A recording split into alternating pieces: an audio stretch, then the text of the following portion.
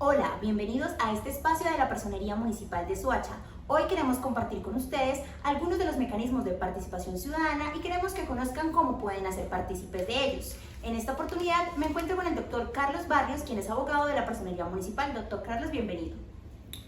Muy buenas para todos y para todas. Mi nombre es Carlos Barrios Ramírez. Soy abogado de la Personería Municipal de Soacha, con más de 15 años de experiencia acá dentro de la personería. Hoy vamos a ahondar un poco más sobre los medios de participación ciudadana. Muchas gracias a ti, Laura. Muchas gracias a la Personería Municipal de Soacha. Bueno, y por otro lado me encuentro con el personero auxiliar, el doctor Efraín Carrillo, quien también nos va a hablar un poco sobre este importante tema. Hola a todos y todas, Laurita, muchísimas gracias. Doctor Carlos Barrios, muchas gracias. Efraín Carrillo Hernández, personero auxiliar. Desempeño el cargo en la Personería Municipal de Soacha hace aproximadamente 4 años.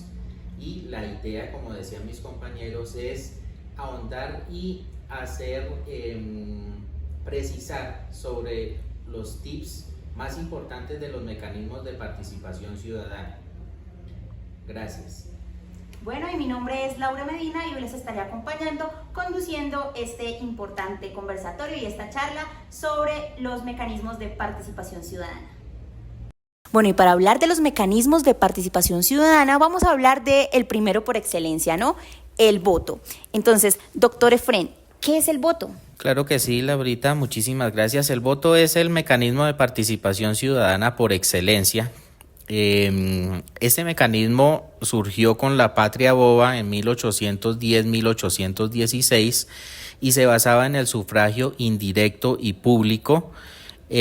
La característica que aún persiste lastimosamente era que el voto en aquella época, reitero, como lo es actualmente, es de muy poca participación electoral. La población votaba de manera directa en las parroquias, más que todo por presidencia, vicepresidencia y senadores.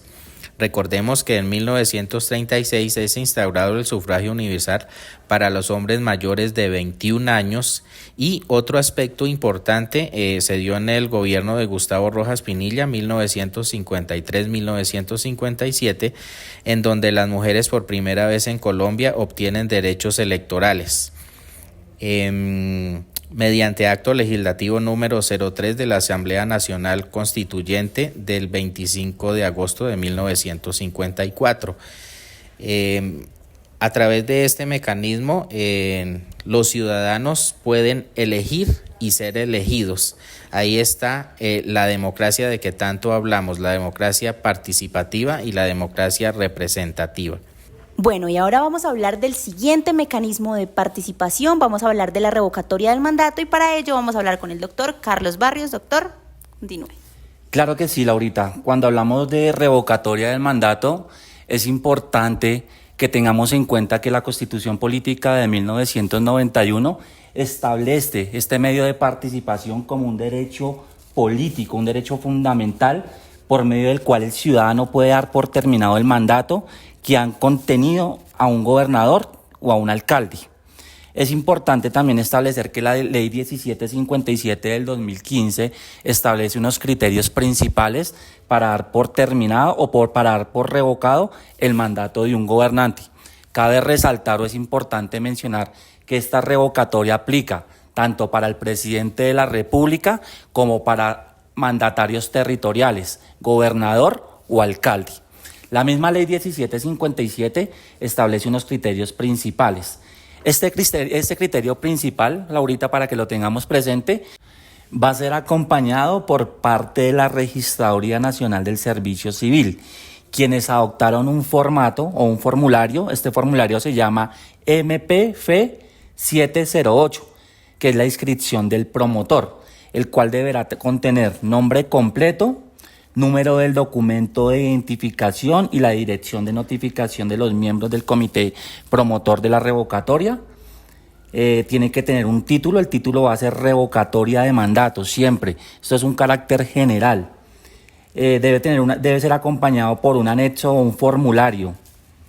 Se tiene que exponer, Laurita, obligatoriamente, tiene que haber la exposición de los motivos, el cual sustenta la propuesta de la revocatoria. Todo esto tiene que ser anexado, tiene que ser radicado ante la registraduría, como lo dije formalmente. Hay un criterio importante que es la recolecta de apoyos. La recolecta de apoyos establece la misma ley 1757, que tiene que ser un mínimo del 30% de los votos obtenidos por el elegido. Al momento de su elección, cabe la pena manifestarlo. Es decir, que cualquier persona puede acercarse con todos estos requisitos a realizar una revocatoria del mandato. Cualquier persona lo puede hacer, y no solamente individualmente, sino colectivamente. También lo puede hacer o grupos sociales o grupos políticos.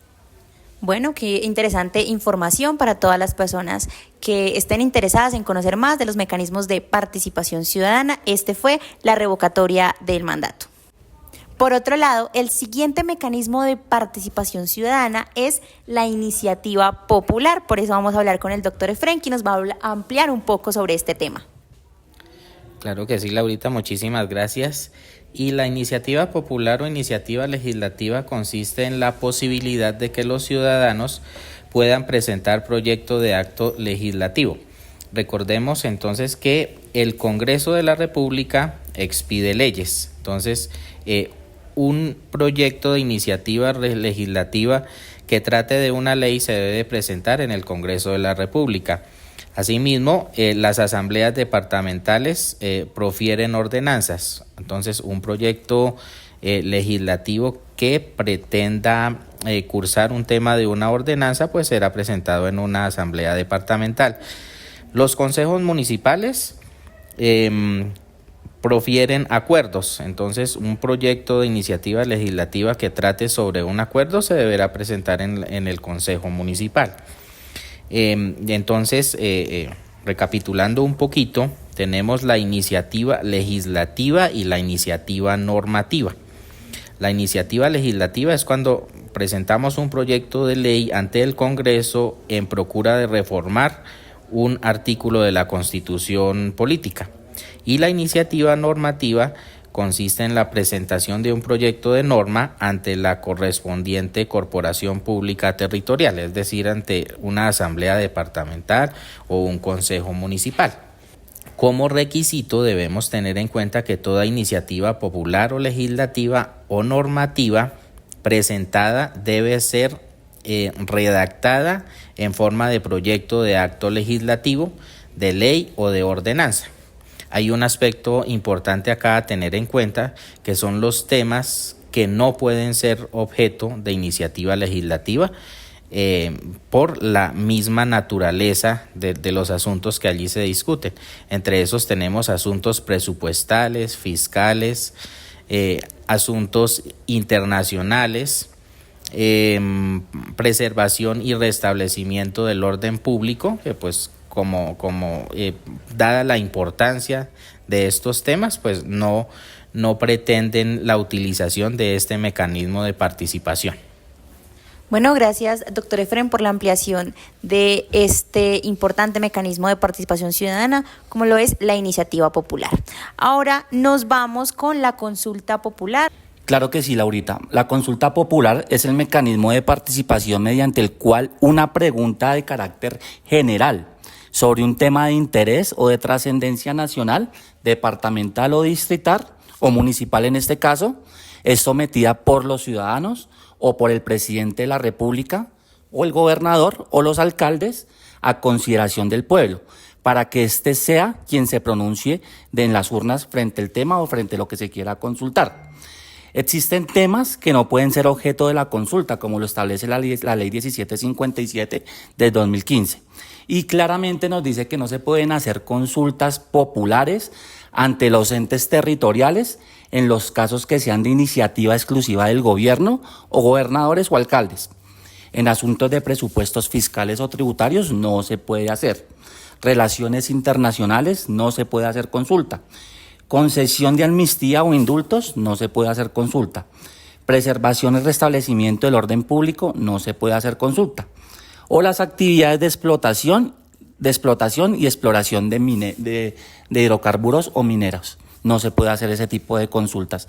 Es importante tenerlo en cuenta, ya que la ciudadanía no tiene el conocimiento en algunos casos, Laurita, de verificar o de establecer cuáles son esas consultas populares que podemos radicar o que se pueden hacer. También para el caso de las consultas populares, Laurita, existen unos apoyos por recolectar y establece la ley. Para una consulta de carácter nacional o de origen ciudadano, tiene que ser un porcentaje del 5% del censo electoral en la fecha respectiva. ¿Qué quiere decir esto? Del censo nacional certificado a la fecha de la solicitud del mecanismo.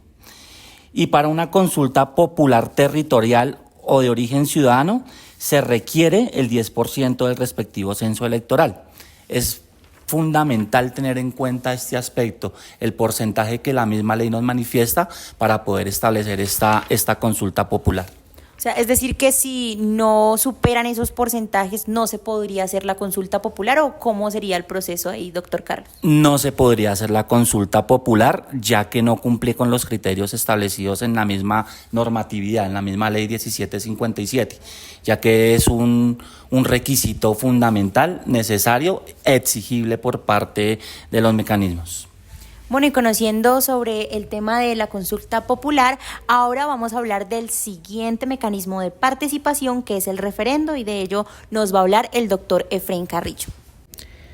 El referendo puede ser de dos tipos, puede ser un referendo aprobatorio o un referendo derogatorio, y es el sometimiento de una norma a criterio del pueblo para que éste la apruebe o la derogue. Entonces, por eso se habla del referendo aprobatorio. Es cuando una ley, una ordenanza o un acuerdo municipal es sometido a valoración del pueblo y el pueblo se manifiesta aprobándola o derogándola. Requiere también un porcentaje de número de ciudadanos igual o superior al 10% del censo electoral a la fecha en que se realizó la inscripción de la iniciativa, de conformidad al artículo 9 de la Ley 1757 de 2015. El término para la recolección de apoyos se establece en 6 meses. Por otro lado, vamos a hablar del siguiente mecanismo de participación ciudadana, que es el plebiscito. Doctor Carlos, lo escuchamos. Importantísimo en esta charla hablar del plebiscito, ya que el plebiscito es convocado por el presidente de la República. Cabe la pena resaltar que todo lo que estamos hablando de los mecanismos de participación es constitucional. Es convocado por el presidente de la República, pero tiene una salvedad, que es con la firma de todos los ministros y previo concepto favorable del Congreso de la República, para que el pueblo apoye o rechace una decisión del Ejecutivo. Siempre va a caer en cabeza del Ejecutivo. También toca tener en cuenta ahorita que esto tiene que tener una consideración de la Corte Constitucional. El plebiscito también debe tener restricciones sobre asuntos relativos a leyes aprobatorias o tratados internacionales. Hay temas, al igual que los anteriores mecanismos, hay temas que no pueden ser objeto del plebiscito. El primero y más importante es que no podrá versar sobre la duración del mandato presidencial, ni podrá modificar la Constitución Política de 1991. También tiene que hacerse por medio de una inscripción ante la Registraduría Nacional del Servicio Civil. El presidente de la República, como máxima autoridad, con la firma de todos los ministros, informará al Congreso de la República su decisión de convocar un plebiscito y las razones para hacerlo. Posterior a esto, el Congreso de la República manifestará la conveniencia o no de que se llevará a cabo el plebiscito. Si dentro del mes siguiente, eso es importante tenerlo en cuenta, a la fecha en la que el presidente de la República informó su decisión de realizar un plebiscito, ninguna de las dos cámaras, por mayoría simple, ha manifestado su rechazo, el presidente lo podrá convocar.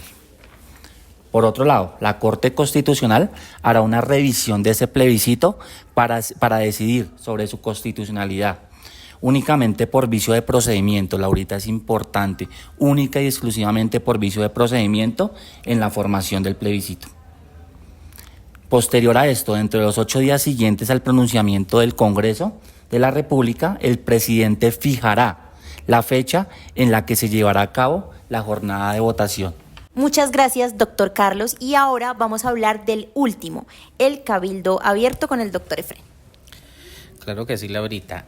La jurisprudencia ha manifestado acerca del cabildo abierto, que consiste en la reunión del pueblo soberano para discutir libremente sobre los asuntos que le interese o lo afecte, y es un escenario de participación de los ciudadanos en donde pueden manifestar, enterarse de las políticas que les conciernen, y asimismo pueden aportar o manifestar su desacuerdo.